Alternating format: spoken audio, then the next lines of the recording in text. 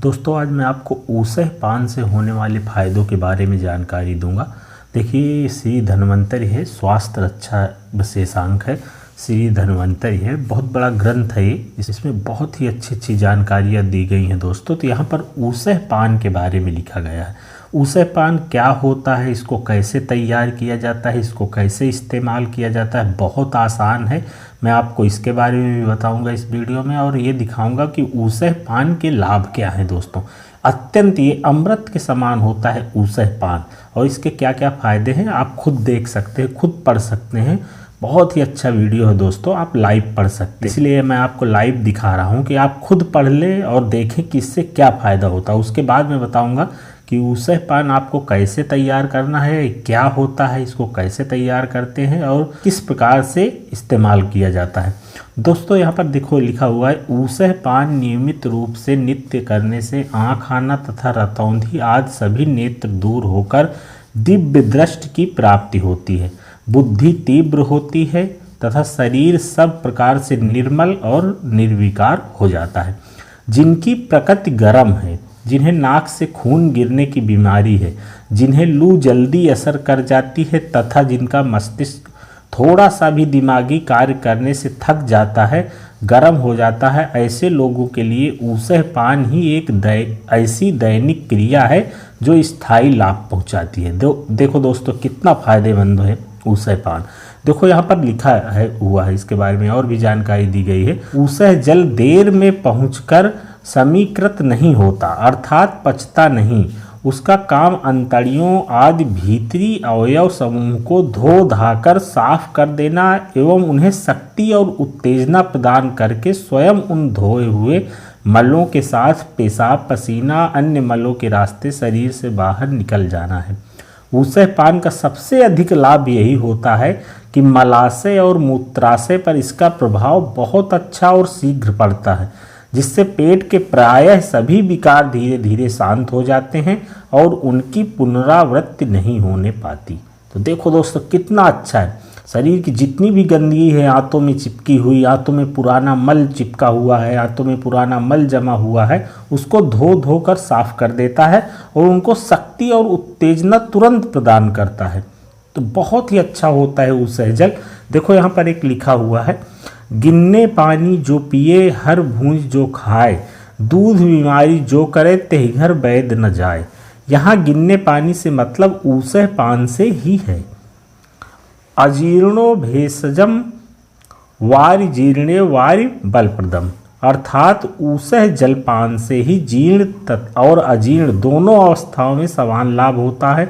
मतलब यह है कि ऊसह पान करने वाले को यदि अजीर्ण की बीमारी है तो उसकी दवा ऊसह पान तो है ही, पर यदि किसी को अजीर्ण नहीं है और भोजन खूब हजम हो जाता है फिर भी वह ऊसह पान करता है तो उस दशा में ऊसह जल से उसके कोष्ठ की खुश्की दूर होकर उसमें तरावट आएगी, जिसकी वजह से उसके अमाशय और सारे शरीर में अधिकाधिक बल की वृद्धि होगी।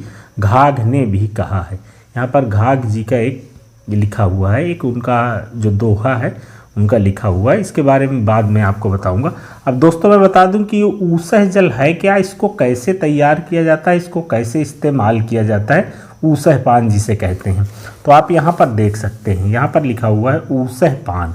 प्रतिदिन प्रातः काल ईश प्रार्थना के बाद पाव भर से लेकर 3 पाव या इससे भी ज़्यादा स्वच्छ सायंकाल का रखा जल नासिका द्वारा या मुंह से ही चूस चूस कर पीना ऊसह पान कहलाता है। इसका ये मतलब न समझना कि आपको गुनगुना पानी पीना है, इसका मतलब ये होता है रात भर का रखा स्वच्छ जल। ऐसा करने से शरीर संपूर्ण रूप से विकार रहित हो जाता है। सूर्यास्त के बाद भीतर बाहर साफ किए हुए विशुद्ध तांबे के पात्र में पात्र इतना बड़ा होना चाहिए जिसमें कम से कम 1 सेर पानी आ जावे। तांबे का ही पात्र इसलिए कि रात भर तांबे के पात्र में जल रहने से उसमें तांबे के कुछ स्वास्थ्यवर्धक गुण आ जाते हैं।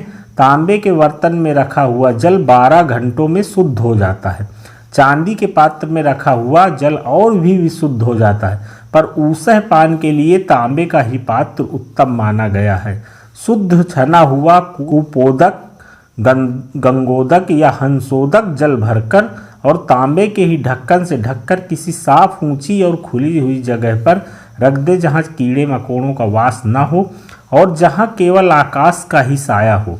ऐसी हालत में यदि जलपान बिल्कुल ही ढका न जाए तो और अच्छा है। खुले आसमान में ढका न जाए तो और भी अच्छा है। नहीं तो आप ढक दे, आपको ऐसा लगेगा कोई जूठा कर देगा, बिल्ली है, कुत्ता है, कीड़े मकोड़े चले जाएंगे, तो उसको ढक सकते हैं तांबे के ही ढक्कन से। अगर आप खुला रख सके तो और भी बेहतर है, क्योंकि जल खुला रहने से उस पर रात में आकाश स्थित विभिन्न नक्षत्रों का प्राकृतिक तथा रासायनिक प्रभाव पड़ता है, जिससे पात्र का जल गुण में अमृत तुल्य हो जाता है।